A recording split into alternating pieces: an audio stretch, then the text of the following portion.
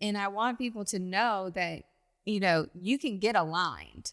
Even if you're not now, you can get aligned, because there were definitely moments where we weren't aligned. We're always very supportive of one another and always, know the end goal, because we've always talked about the vision.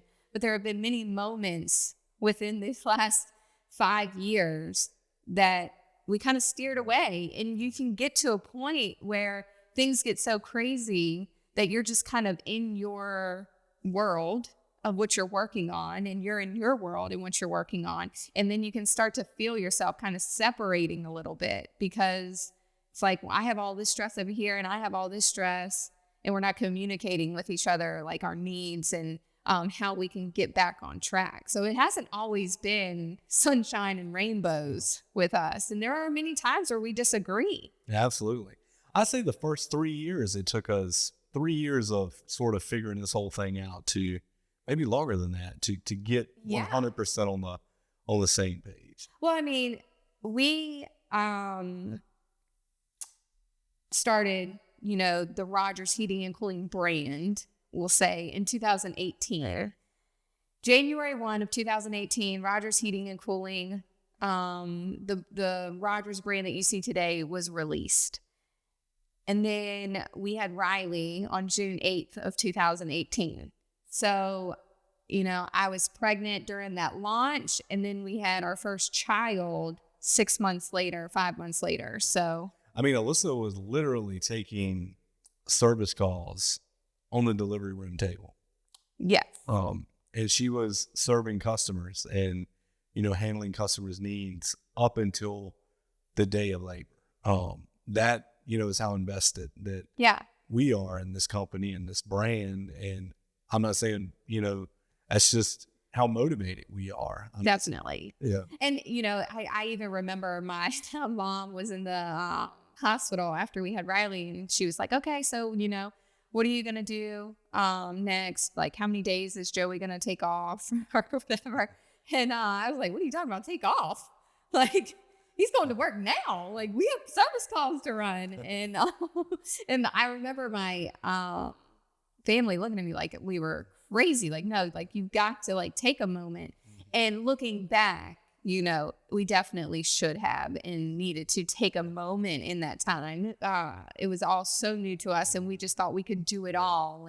And I remember having conversations before Riley was born in the office and saying, okay, Joey, like, what are we going to do with Riley when she's born? Like, what is the plan here? And you're like, well, she's just going to come to the office. Like, she's just going to come to the office. I'm like, this is a newborn. How are we going to make this happen? And you're like, well, she's just going to come to the office. And she did for the first 8 months of her life.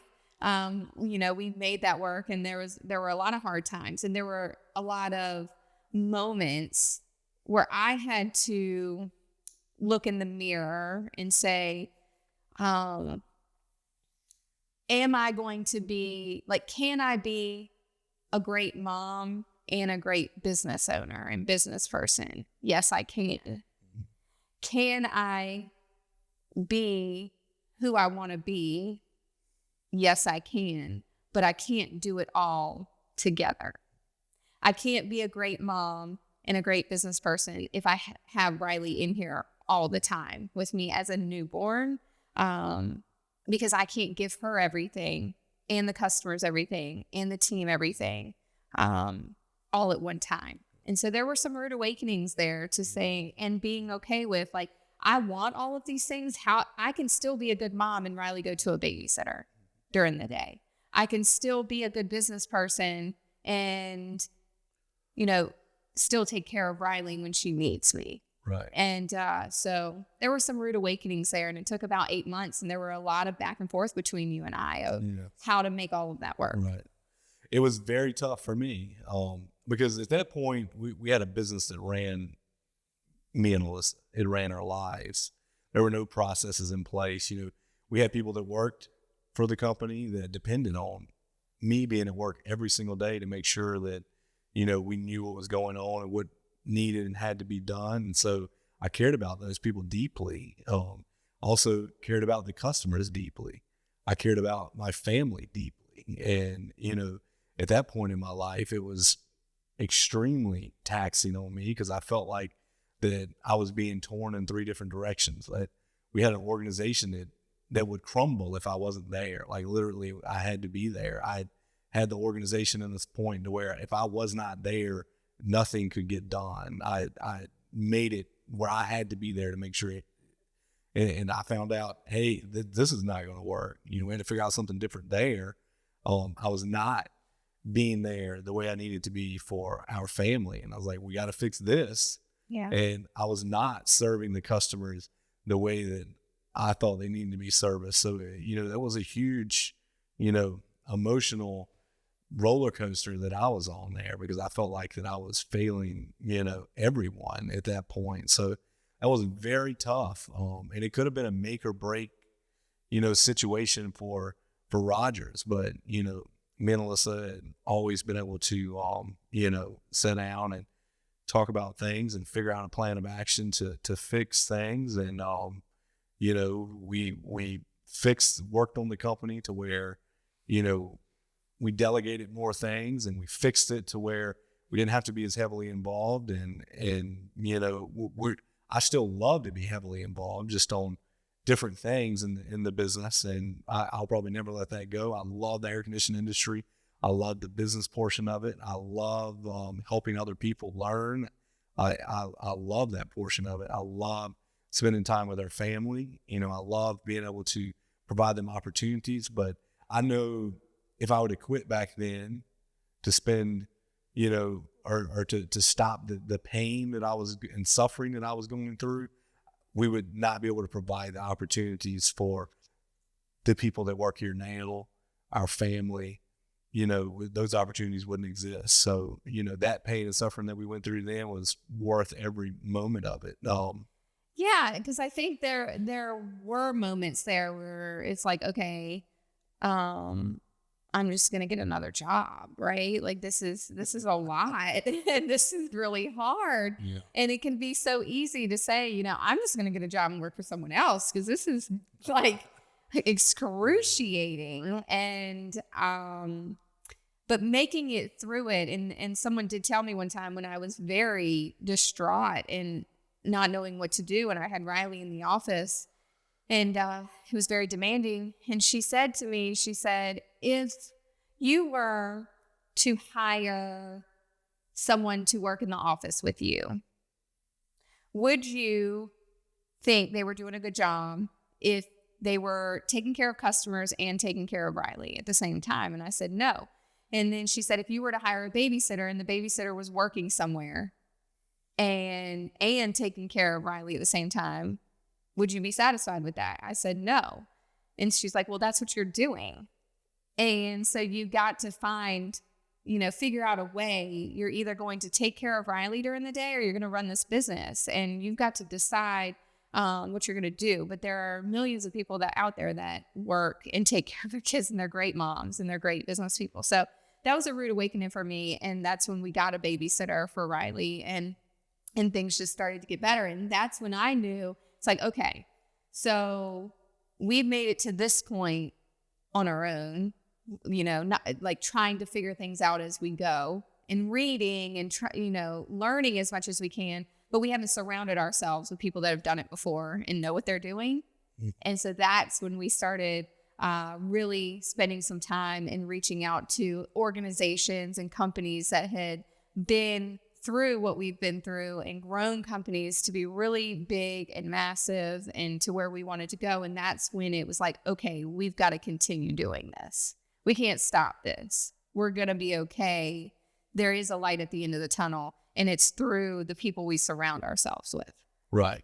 Absolutely. And, all those pain points that we were talking about, it made us stronger. It made us become better leaders, and it made us position ourselves in a position to where we could be more for more people. So I'm very happy for the hard times because they build us up and they make us stronger. And now, I've seen Alyssa firsthand. Like, she is a absolutely rock star mom, and Riley is wonderful. And it's just been great to great to watch. And Alyssa is a rock star in the office. I mean, absolutely kills it. Extremely smart. And she started the Rogers Radio podcast. If you're watching this and you haven't checked out the Rogers Radio podcast, like, you really need to. She has some great people from the community on there. And I mean, they provide so much knowledge and so much value. I mean, it's just an awesome podcast to tune into. I'd highly recommend it. And that's what we're all about here. You know, we're all about providing great value, not only for the people that work here, not only for the community, you know, for everyone. You know, when we put it out there, the podcast is for everybody to listen to. You know, how can we expand our value? How can we change more people's lives? That's what we're trying to create here at Rogers. And that's what we're going to continue to create, because we're in the business of making people better. We're in the business of changing people's lives for the better. We're in the business of making people's dreams a reality. You know, that's what inspires me and Melissa. That's what it gets us out of bed in the morning. And, you know, the air conditioner is just a product of what we do to be able to do that for other people. And I truly believe that. And, you know, there's no telling. I mean, me and Melissa are only 34. There's no telling how many lives that, you know, we can impact over the next 60, 70 years. I don't know how much longer we'll live. I hope it's that long, but we're going to go after it that strong every single day. And that's what the goal is. I mean, that's what the goal is. And, you know, when you start impacting lives, when you impact those lives, think about how many impacts those people can have on other people's lives. I mean, it's just a domino effect. And that's the mission, you know, that's the goal. And that's what the culture is built off of here at Rogers. That's what we're in the business of doing. Yeah. Providing opportunities. It's huge. And the people that have been on the podcast, all of the guests, oh my gosh, I learn from them every single time. A lot of times I've never even really talked to them until they step in and interview on that podcast. And man, we have some really awesome people in Halifax County and beyond. Now I'm, you know, interviewing people from the industry and all over the place. But in Halifax County, we have some amazing professionals.